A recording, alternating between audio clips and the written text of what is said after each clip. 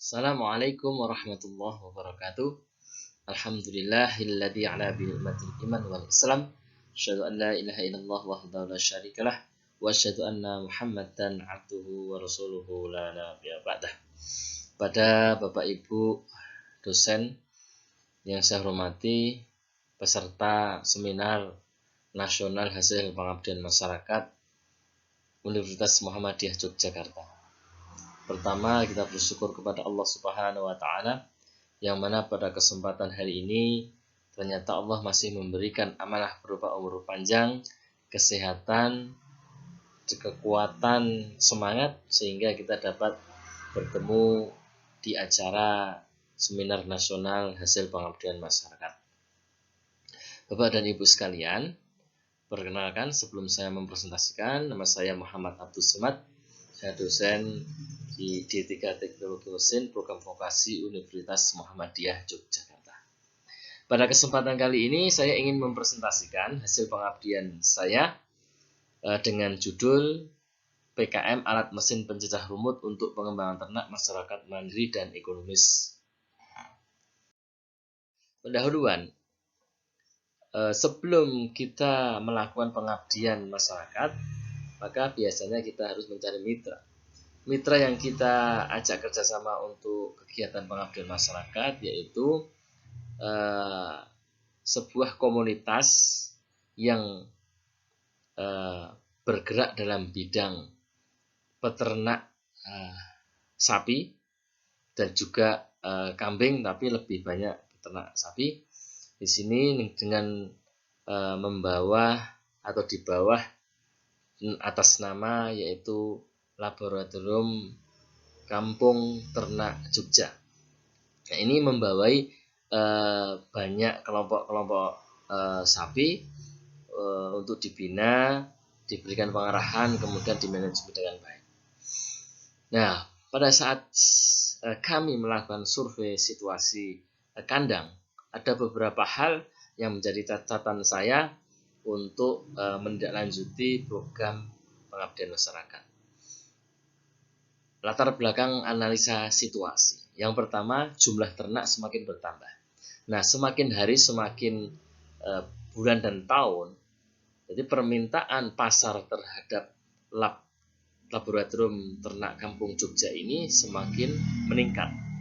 Ditandai dengan bagaimana laporan per tahun permintaan khususnya lembu menjelang Idul Adha ini mencapai peningkatan yang signifikan. Maka dengan jumlah ternak semakin banyak, perlu efisiensi waktu dalam pemberian pakan. Jadi semakin banyak maka harus efektif pemberian pakan, jangan sampai banyak ternak jumlahnya juga lama dalam pemberian pakan. Kemudian perlu manajemen pakan yang baik dalam penyimpanan. Nah, ini perlu diperhatikan karena pakan yang tidak bisa dikemas atau tidak bisa dimasukkan dalam sebuah kantong atau sebuah karung, maka pakan tersebut akan menjadi kualitas yang tidak baik. Kemudian yang ketiga, analisa situasinya itu perlu pakan yang mudah dikunyah oleh ternak. Yang saya amati di Kampung Ternak Jogja tersebut, pemberian pakan itu berupa batangan-batangan, contohnya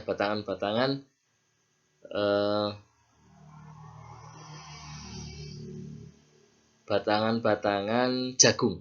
Jadi jagung itu secara utuh langsung diberikan makan. Nah, inilah yang menjadi kesulitan bagaimana hewan sapi itu menjadi kesusahan di dalam melakukan proses mengunyah makan.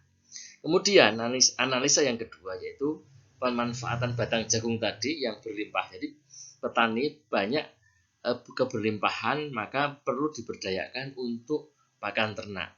Nah, maka dengan banyaknya pakan batang jagung yang melimpah itu yang disuplai oleh khususnya sapi, maka harus perlu alat pencacah atau memperkecil ukuran batang jagung tersebut.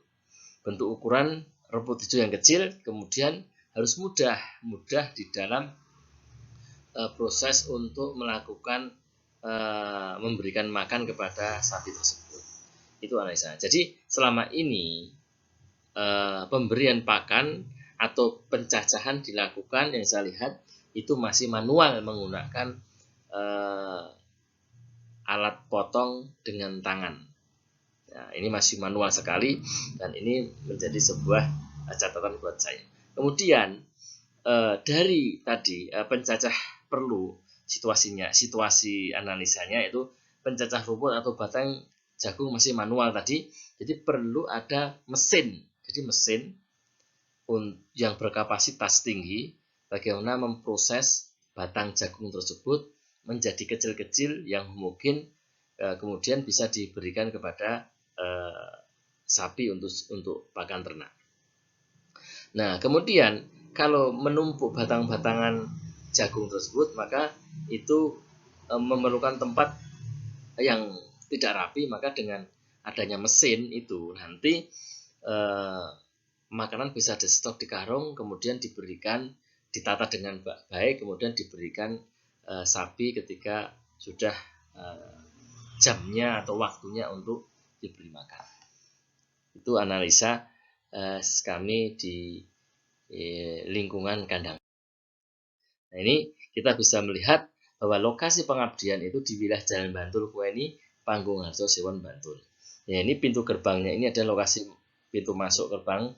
Bisa lihat, kemudian kita bisa lihat sapi-sapi berjajaran banyak sekali, ratusan ini sapi. Kalau pemberian makanannya rumput itu perajangnya itu manual, maka yang pertama adalah tidak efektif soal waktu, kemudian sangat melelahkan tukang yang sering memberikan makanan tiap hari. Nah, ini saya melakukan survei ini, sapinya gemuk-gemuk itu sebenarnya itu, dan mempunyai ukuran yang beratnya sekitar 350 sampai 400 kg. Kegiatan kemudian setelah kami melakukan survei di kandang atau survei di lingkungan, kemudian yang kita lakukan yaitu melakukan sosialisasi program PKM bersama anggota kelompok ternak. Dan juga kami mengajak mahasiswa untuk diajak sebagai pembelajaran soal mengenai pengabdian kepada masyarakat. Kita membawa mahasiswa 2 untuk membantu kami proses di lapangan sosialisasi. Kegiatan sosialisasi, tahapan, metode sosialisasi dan penyuluhan pelaksanaan. Yang pertama adalah tahapan pertama yaitu melakukan survei di lapangan seperti yang kita lakukan. Tapi survei yang awalnya itu dengan menemui ketua pengelola yaitu Bapak Dr. Imam Abror dan Ibu Dr. Dewi Fadullah. Kita melakukan komunikasi, kemudian kita diberikan waktu, diberikan keleluasan untuk melakukan pengabdian selanjutnya. Kemudian tahapan kedua yaitu melakukan sosialisasi program pengabdian masyarakat bersama pengelola dan kelompok ternak. Jadi tadi dengan pengelola kita silaturahim awal, kemudian ditindaklanjuti dengan kita sosialisasi bersama anggota kelompok dan pengelola laboratorium ternak Kampung Jogja. Tahapan ketiga yaitu kita melakukan penyuluhan mengenai pemanfaatan mesin pencacah rumput yang efisien. Jika selama ini menggunakan manual, maka kita memberikan pengertian, pemahaman supaya efektif di dalam pemberian makan, menghemat waktu, maka menghemat waktu dan tenaga, maka kita perlu menggunakan mesin pencacah rumput yang efisien. Kemudian tahapan keempat yaitu melakukan pelatihan cara pengoperasian alat, cara melakukan perawatan. Nah, ini kita berikan kepada bapak-bapak yang ditugaskan untuk memberian makan ternak. Nah, kita latih cara menghidupkan, kemudian cara merawat, dan kemudian cara melakukan pengepakan setelah proses batang atau rumput itu dipotong-potong kecil. Tahapan ke-6 di dalam kegiatan sosialisasi yaitu kita melakukan evaluasi dan monef serta operasional alat. Terus tahapan ke-7 yaitu melakukan analisa hasil evaluasi dari program yang telah dilaksanakan. Ada mungkin saran dan masukan dari mitra, sangat berarti buat kami untuk tidak lanjut dari program pengabdian masyarakat ini. Nah, ini ada kita melakukan kegiatan penyerahan mesin penjajah ini. Satu set kita bersama penyerahan bersama pengelola, mitra dan laboran kita dari D3 Teknologi Mesin. Dan ini ada pengelolanya ini Pak Dr. Imam Abdul dan Ibu Dr. Fatwa. Nah, ini gambaran ipteknya mesin pencah rumput ini. Ini didesain oleh laboran dan mahasiswa buat desain untuk mesin pencah rumput seperti yang kita lihat ini. Nah, realisasi alat, ya kita merealisasikan alat itu dengan tujuan bagaimana kita membantu berkontribusi terhadap para peternak tersebut supaya efektif dan efisien di dalam pemberian pakan. Nah, dalam realisasi alat ini dilengkapi dengan satu set itu dilengkapi dengan satu mesin penggerak diesel dengan kapasitas penggeraknya itu 7 HP, satu set kerangka itu dari kerangka alat potong dan sudah dilengkapi dengan penunjuk.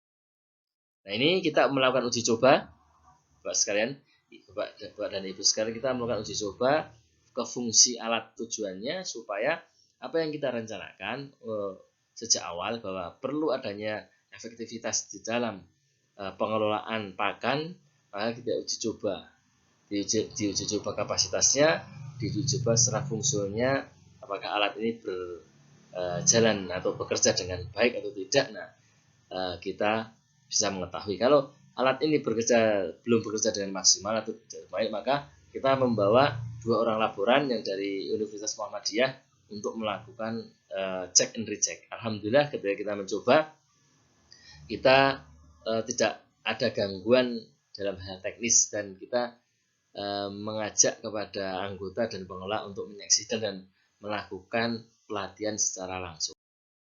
Nah, ini hasil uji cobanya itu terlalu kecil-kecil batang jagungnya, kemudian kita berikan kepada sapi langsung memakannya. Jadi tidak maksudnya sapi itu tertarik untuk nafsu makannya semakin baik karena yang dimakan itu kecil-kecil, tidak batangan-batangan. Nah, kesimpulan dari program ini, pelaksanaan kegiatan pengabdian masyarakat kemitraan atau PKM telah memberikan manfaat yang positif, terutama dalam kerangka efektivitas proses pembuatan pakan ternak di kelompok ternak yang dikelola oleh Lab Kampung Ternak Jogja. Hal tersebut dilakukan melalui penggunaan alat pencah rumput pakan ternak yaitu tujuannya dengan memperkecil ukuran pakan ternak, yaitu kemudian rumput-rumput atau batang-batang jagung itu bisa diperkecil, kemudian sapi dengan mudah untuk memakannya. Nah, dari segi ekonomis, bahwa pakan yang batang dari jagung tersebut mempunyai kualitas gizi yang baik dan murah, bahkan berlimpah. Kemudian dengan ukuran yang kecil, sapi bisa memakan dengan lahap. Untuk daftar pustaka ini ada beberapa banyak, dan saya ucapkan terima kasih. Mohon maaf apabila ada salah kata. Saya akhiri, non wal qalami masturun abiru manittaqo fastabiqul khairat. Wassalamualaikum warahmatullahi wabarakatuh.